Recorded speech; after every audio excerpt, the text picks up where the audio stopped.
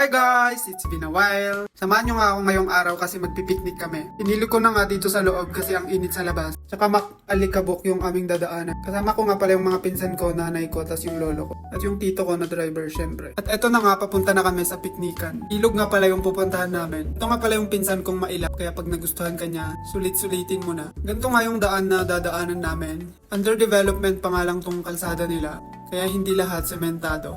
May ibang sementado, yung iba bato-bato. Ito nga din pala yung daanan papuntang Besao Mountain Province. Muntok, Sagada, pwede din. But after 15 minutes nga ay nakikita na namin yung ilog at dyan tayo magpipiknik. Nakita ko nga yung mga palay, bumalik yung alaala ko nung kabataan ko. Kada summer vacation nga ay pumupunta kami dito sa probinsya upang anihin yung mga palay nila lola. Yung buong 2 months na vacation namin, dyan namin ginugugol. Kaya after ng summer vacation, pag uwi namin ng Baguio, may daladala kaming mga rice o kanin na ipapabaon sa amin. Yung kabataan ko, inis na inis talaga ako pag nagkagapas kami or yung nag-aani kami ng palay. Sa sobrang init ba naman ng panahon, dagdagan mo pa ng kati ng mga palay, masusugat pa yung kamay mo, hindi ka marunong gumamit ng panggapas. Panggapas yung tawag namin doon pero hindi ko alam kung ano yung tawag sa inyo. Napasearch pa ako kung ano ang English niya, karit pala. Pero anyways, thankful naman ako at na-experience ko yung mga bagay na yun. At na-realize ko na sobrang hirap maging farmer. Anyways, back to picnic tayo guys. Dadaanan pa nga natin yung kalsadang ilog bago tayo makarating. Dito nga sa probinsya, mostly ng mga dadaanan ay may tubig o yung parang ilog siya. Kaya kung first time mo, mahihirapan ka talaga. At finally, nakarating na din tayo dito sa may picnic ground. Wow, makakasama nga natin ngayon ay yung pinsan ko. Pinsan at pinsan ko. O diba, ang dami naming magpipinsan. So ito na nga yung fish pond na aming kukunan ng mga tilapia. Bali yung mga ilog na dito ay may kanya-kanyang fish pond. Sabi nga ni Lolo, yearly daw binabayaran yung fish pond nila dyan. Parang rental ba, ganun. Nung bata pa ako, naaalala ko yung ilog na to, sobrang linaw niya. Pero malinaw din naman yan, kaso yung time na to, umulan kasi kahapon. Kanya-kanyang pwesto na nga kami dito. Kanya-kanyang baon na din ng kanin. At mag-share-share na lang ganun. First step nga na gagawin nila ay i-drain muna nila yung tubig. Pag na-drain na nila, tsaka nila pupulutin yung mga tilapia. Pero habang nag-drain, may nagtatabukol.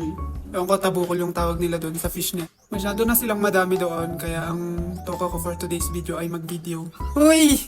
Ganito nga kami magluto ng kanin dito. At dyan nga din iluluto yung tilapia. Uy! Mga tilapia. Buti pa yung tilapia dito fresh. At ito na nga, na-drain na nga yung fish pond. At dyan, pupulutin na lang nila yung mga tilapia at mga isda. Hindi lang kasi tilapia yung laman yan. May mga suso, shell, crabs na maliliit, tsaka hipon. Malalaki din naman yung tilapia nila dito. Malalapad, matataba. At ganito na nga karami yung nakuha nila. 3 crates ata yung nakuha nila dyan. Yung iba dyan ay lulutuin bilang ulam. Yung matitira ay paghahati-hatian. 10,000 kada pamilya. Hoy, hindi ganun. Hahati-hatian yung tilapia ng mga tumulong na kumuha. At dahil hindi kami tumulong, wala kaming hati. Joke lang, pero may hati pa din kami kasi tumulong naman yung mga tito ko. Habang sila ay naghuli ng isda, nagluluto ng tilapia, tayo naman ay palakad-lakad pa-supervisor. At ito na nga, nagtawag na sila ng pagkain. Nagtawag na silang kakain na ito, brown fresh ng tilapia. Lalasahan mo yung pait ng nakaraan. Kasi dito guys, pag sila nagluluto, hindi nila nililinisan yung tilapia. Buo ng ganun. Pagkahuli, lalagay sa kaldero, titimplahan, at ganun na yon. Kaya pag natikman mo yung sabaw niya, yung ala-alang iniwan ka niya. Huy! Katapos nga namin kumain ay uuwi na kami. Siyempre, nakuha na namin yung gusto namin. Huy! Yun nga, bago kami umuwi, siyempre, bawal magkalat sa place na to. Kaya pinulot muna namin yung mga basura namin. Pagka uwi nga namin ay naligo agad ako. Kasi magluluto pa kami. Luto kami ng pansit, salad, spaghetti. Kasi may iba pa kaming bisitang darating. At dinner time na nga to at sakto, nag-brown out pa talaga nung kakain na kami. Buti na lang may solar light sila lola. At kung kailan matutulog na kami, on naman nagkail. Yun lang guys, I hope you enjoy watching. Follow for more.